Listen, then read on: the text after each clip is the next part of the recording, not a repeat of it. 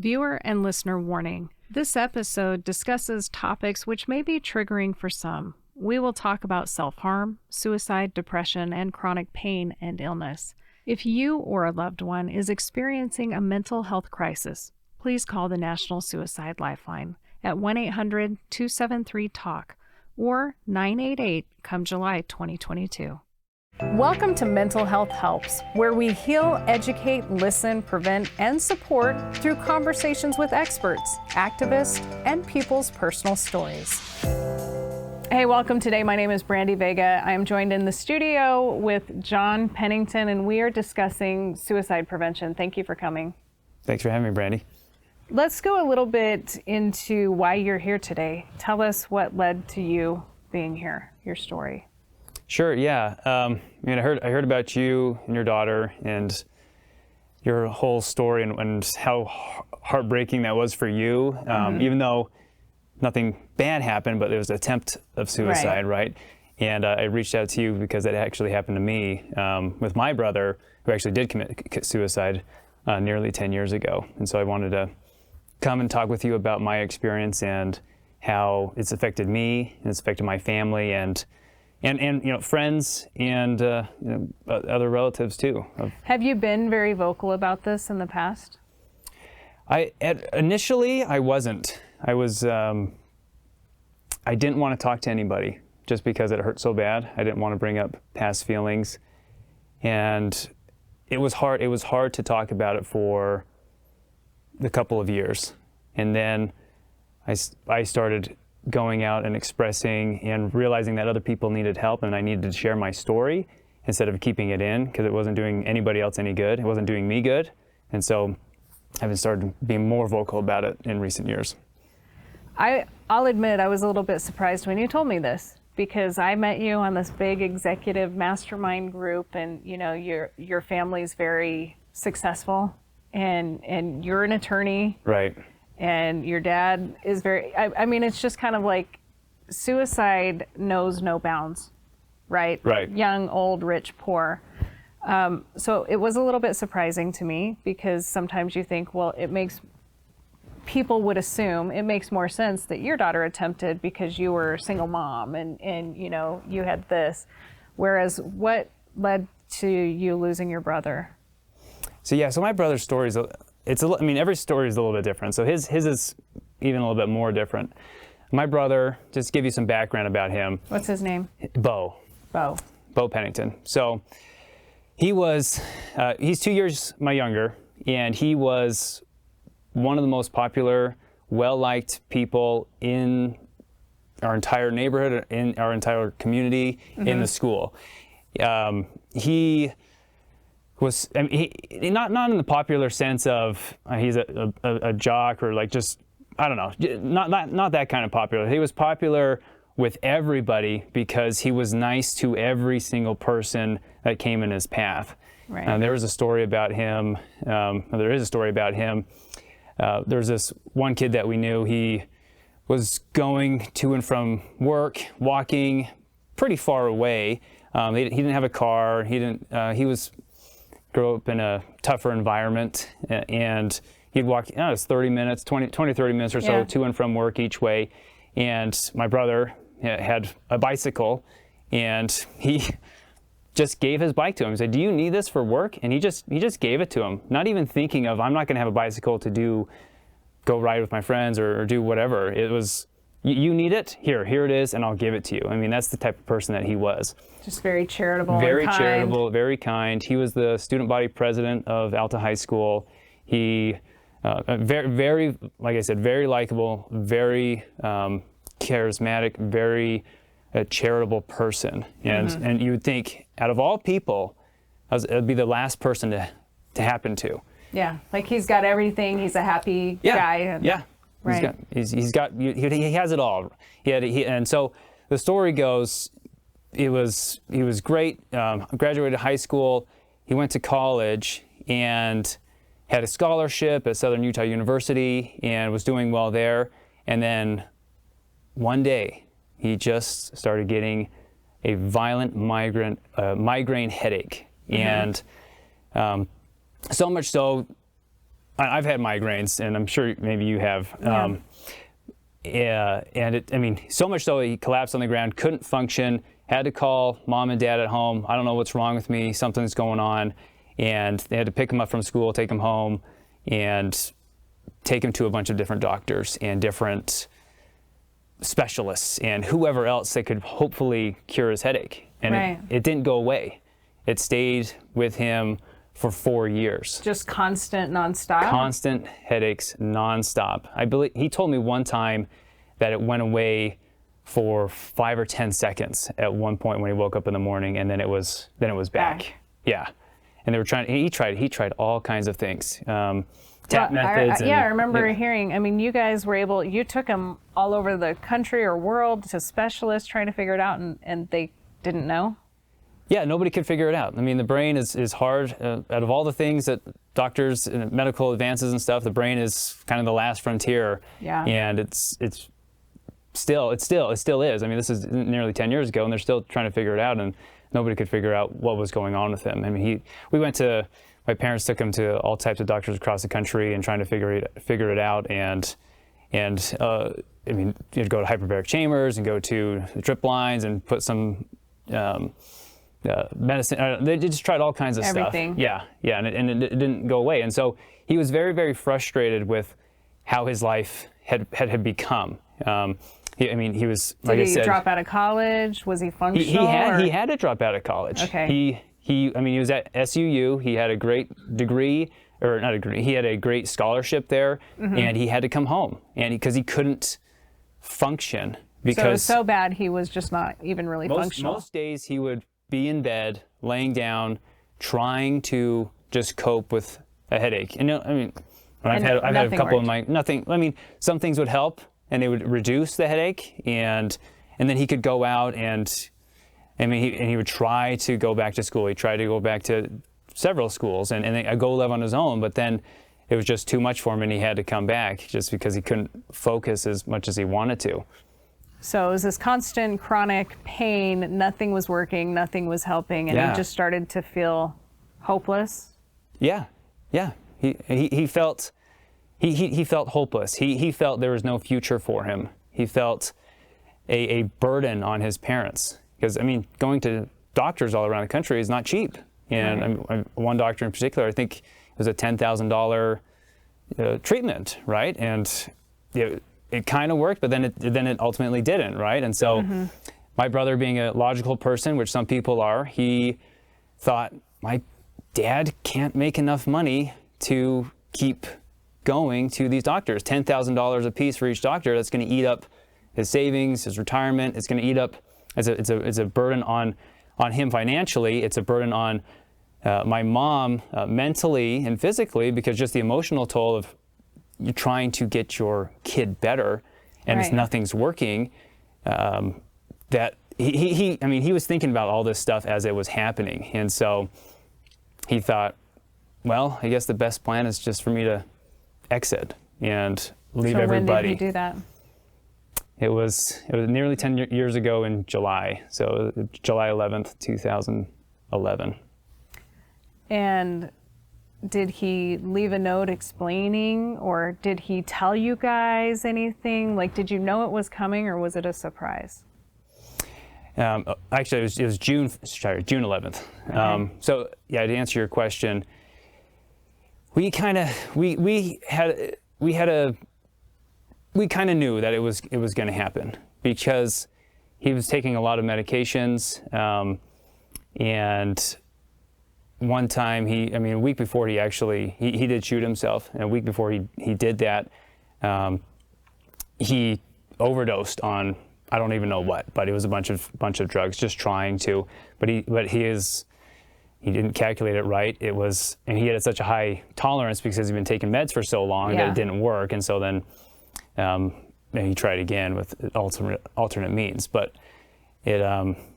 But had he alluded? Because I know for some people it's an absolute shock, like they don't know anything. For other people, the person says, "I can't live like this," and they'll tell you, like, I would rather be dead, or I'm going to kill myself, or something. Did he give you signs? Yeah, he did. He really did. It wasn't out of the blue. It was.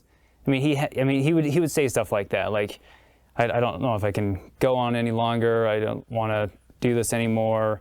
You know, just stuff like that. I can't remember specifically what he said, but it wasn't a out of the blue, blindside, he's gone. It was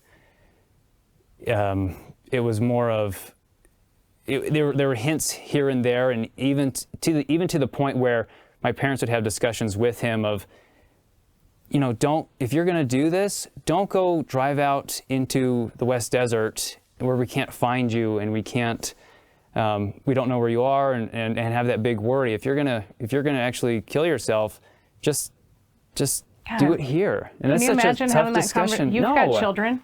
Yeah, I do. Can you imagine having that conversation with one of your kids? No, I can't. I'm getting emotional about it because it is it's hard to talk about, and yeah, imagining talking to that with your kids, like, don't go out to the West Desert and so we can't find you, but just do it here, and that's what he did. And it was, I guess, good and bad, right? Because he killed himself in our living room, actually, and so they didn't have to. He made sure, and he was very logical again about it. I was at college. My brother went down for a little boating trip with his friends. My mom was gone. He made sure that everybody was out of the house except my dad. Mm-hmm. And he asked my dad, where is everybody? And he told him where everybody was. And my dad's like, okay, I'm going to go take a shower. And my brother's like, okay, great. And that's when he took the opportunity, just to make sure that nobody was home except my dad. So, and then imagining my dad coming down after he's in the shower and finding his son dead. Well, he wasn't quite dead yet, but laying on the couch in pain and agony was devastating, obviously. How did you take the news?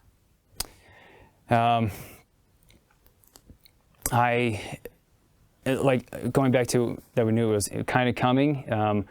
I got to a point where my mom would call on the phone, and I just dreaded seeing her number on my phone, her name on my phone, just thinking, is today the day? You know, is this going to be the terrible phone call? And I mean, that happened for quite some time.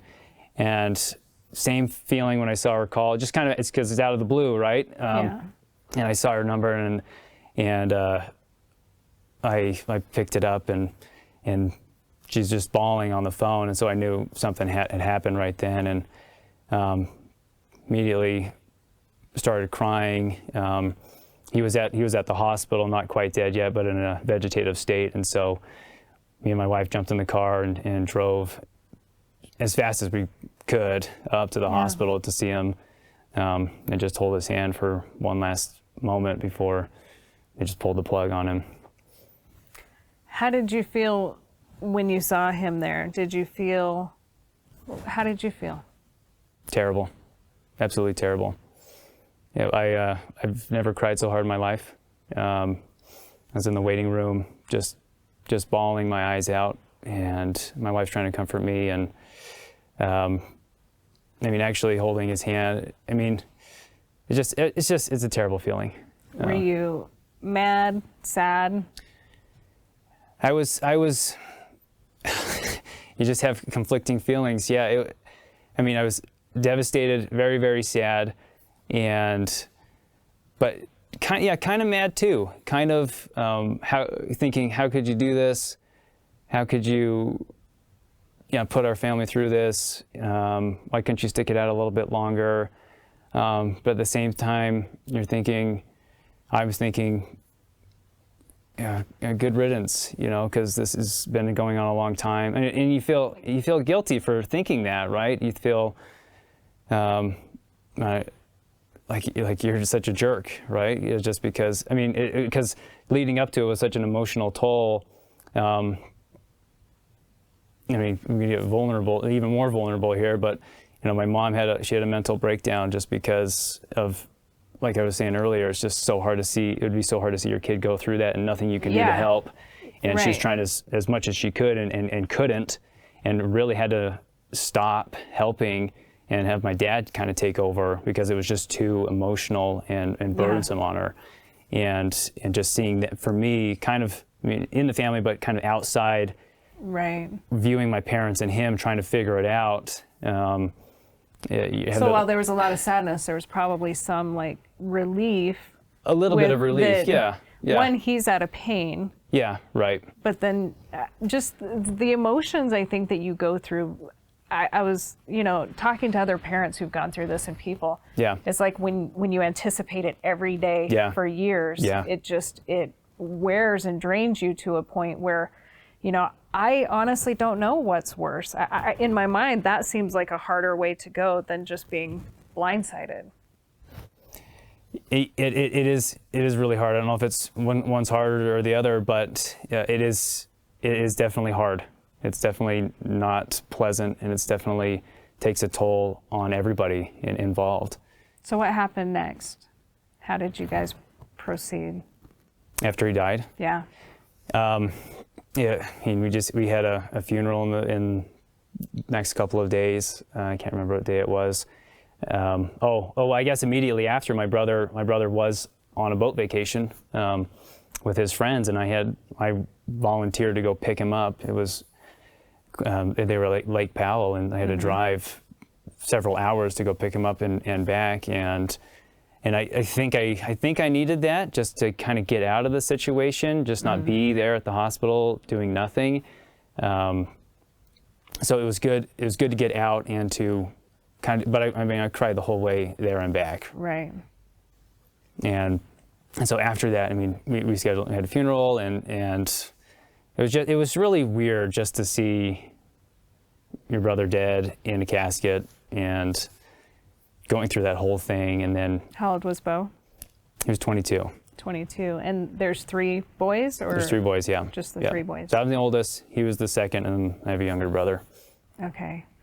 So then what happened for your family after this? Because either it brings families closer together, or it oftentimes pushes them apart. Yeah, it was a mix of both. Initially, not initially, but a little while after, there was, and even before too. It wasn't because it was leading up to it, right? And so there was contention. There was. The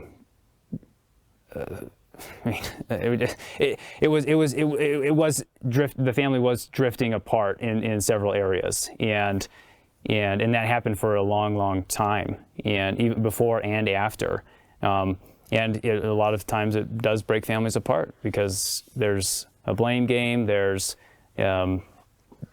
distrust, there's wanting to escape and do other things. There's just a whole array of things. But fortunately for us, even though it was strained quite a bit, right, we did come together, and it did strengthen us afterwards. As a sibling, if Bo were sitting here right now, what would you want to tell him? That's a good question. I would just tell him that I loved him and I understood what he did. I don't hold any hard feelings against him, even though I might have felt those at that time. I don't feel like that, and I'm glad and happy that he's in a better place and doing other things. How's this changed your guys' lives? What lessons, I guess, learned, and what changes occurred? Yeah, there's a lot of things that we've learned, and one of the things that I've talked to several people about this in my experience. I had a neighbor 8-9 months ago. He committed suicide as well. Neighbor and friend. And he was just a few doors down from me. Yeah. And his family, his story is different than my brother's.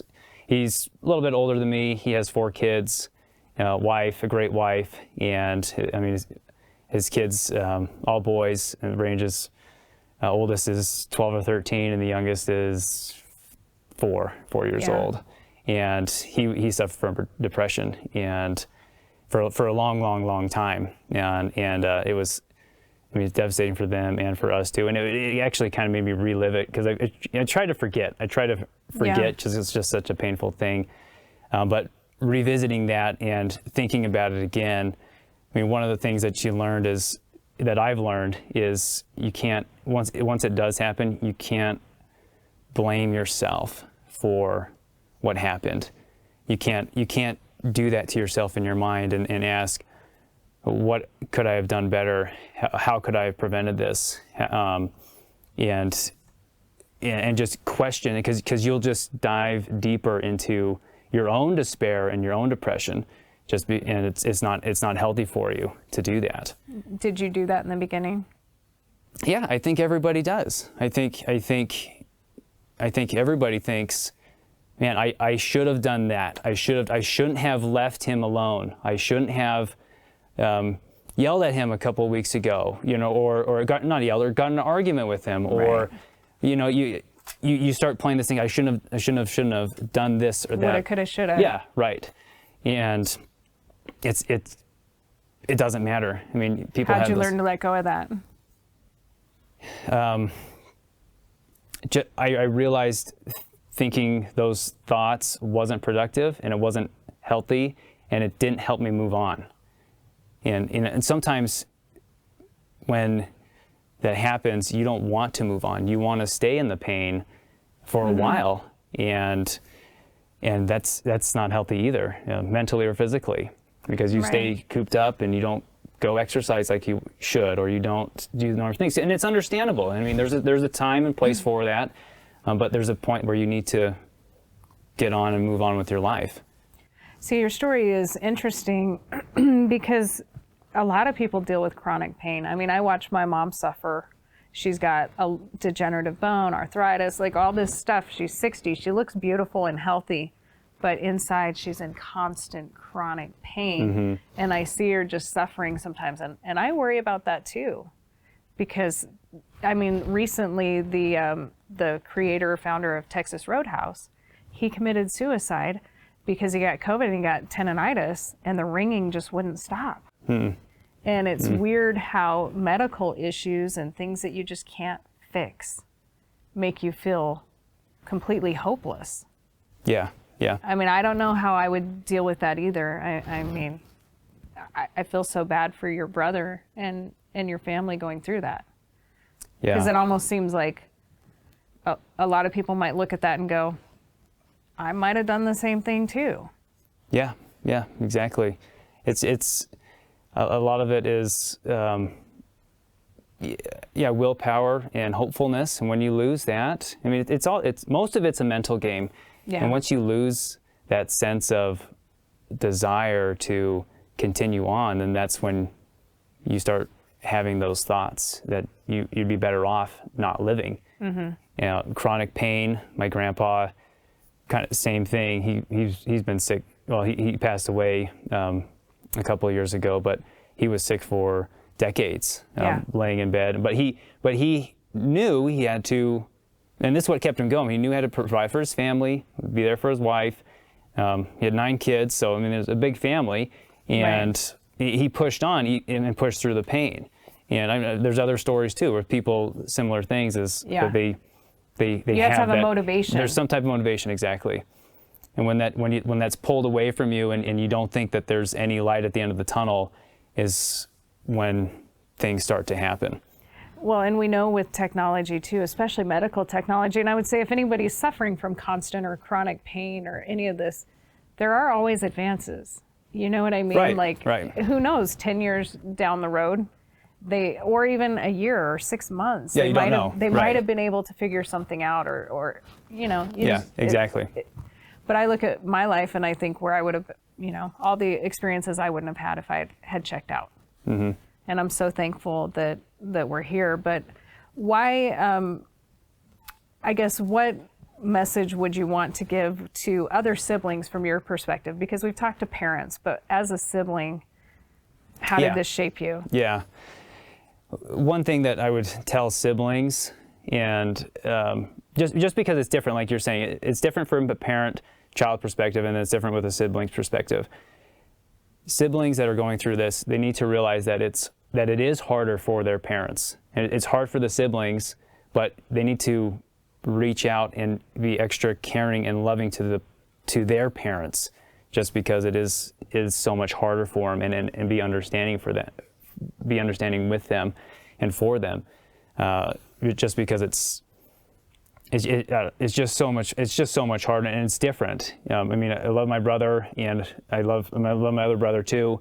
And there's that brotherly love, and we love, playing sports together and doing all kinds of activities together, and just being together, and it's just great. But now after having kids, that love for my kids is so much stronger, and that's how it is for a parent with any kid. Yeah. And how old are your kids? Your oldest is? My oldest is 7. And when 7-year-olds are committing suicide, I mean, are you having open talks? I know it's a little young, but I do know of a 7-year-old that committed suicide. Are you having open talks? Do they know about your brother, or is this something you're waiting for them to be more mature? I am waiting a little bit longer. Well, and I don't think it's longer. I'm waiting until she gets a little bit older. Yeah. Just because she is 7, and she's. I mean, you have to judge the kid, right? Right. She's really analytical, and she thinks about things a lot. And so I think if I brought that up with her, she'd be thinking about it, and she doesn't need to. Right. She doesn't have any type of depression or symptoms that I would think would be worth talking about. But I mean, my kids do know that my brother died, and it was before they were born. Right. And they see pictures. I mean, we have family pictures, obviously, and they see him, and that's Bo, and he was a great guy, and we tell stories about him, but we don't. And we told them that he died, but we don't tell them how he died. How much do you miss him? I miss him a lot. Just, I mean, you forget. It's really weird. How time heals, but you also forget. It heals because you forget, just as human nature. Yeah. And just depending on the circumstance of that I'm in, or even a movie I'm watching that we watch together, or we bring stuff back, right? And so it really depends on the activity, because it's been such a long time. But yeah, I do miss him. And I asked you what you would say to Bo, but what do you think Bo would say to us if he was part of this? Do you think maybe he would have a message? He probably would. That's hard to speculate what he would say, but I hope he would say, I'm sorry I put you guys through that, and I'm in a better place now, and don't worry about me, and you guys are going to be fine, and you are fine, and I'm here with you going along the way. And I've actually felt that over the past couple of years, a couple of times where I felt depressed and very emotional and questioning things, and I felt him there saying, I'm here with you, don't worry about it. You can get through this. You need to help your mom or help your dad or whoever else. Yeah. And I think he would say, I've been there with you the whole time, even though I wasn't physically here. So as we're wrapping up, is there like a final message or tips or just something that you want to share with people? Yeah, I do. I actually wrote some stuff down. Okay. And this is for. I wrote this a couple of years ago. I had another friend who his brother committed suicide as well, and he was struggling through it, and I just started typing my experience down, and the words just flowed very, very well, and I felt inspired to write it down, and I've shared this with other people as well. And so kind of alluding to a couple of things I've said earlier. Number one, there's no way that you're ever going to make sense of the whole thing, and so don't try to, because you won't. And like I was saying before, it'll make you drive you crazy. It'll drive you crazy. The second, you need to remember that whoever did die, they're in God's hands now, and that they are in a better place than they were now, and that pain is taken away from them, either physical or mental, and that they are in His hands, and that you don't need to worry about their soul. They're fine. Well, I know for some people, they think if somebody does that, they go straight to hell. I don't believe that, and I don't see how that could be true. And I would just say for anyone out there, believe that there's more after this. Believe that they are in God's hands, because we all need hope. Right? Exactly. Yeah, I agree, 100%. Third, like I was saying earlier, you never need to know why exactly God allowed this to happen to them, you and your family, and don't burden yourself with the why question, because you will never get an answer. It is pointless to do so, and it will consume your mind and put yourself into a deeper hole in depression and confusion. Here's the fourth thing I said. However grave that may sound, know that them, you, and your family all agreed to this before you came down to this earth life, and that you agreed to go through this trial, and have this trial placed upon you, and that even this hardship, you'll be strong, and you'll be able to make it back and live with your Heavenly Father. And you knew it was going to be hard, but you knew it was going to be worth it. It's interesting. We just talked to Lark Galley, who lost her son, and she said, I had to remind myself I'm not my son's savior.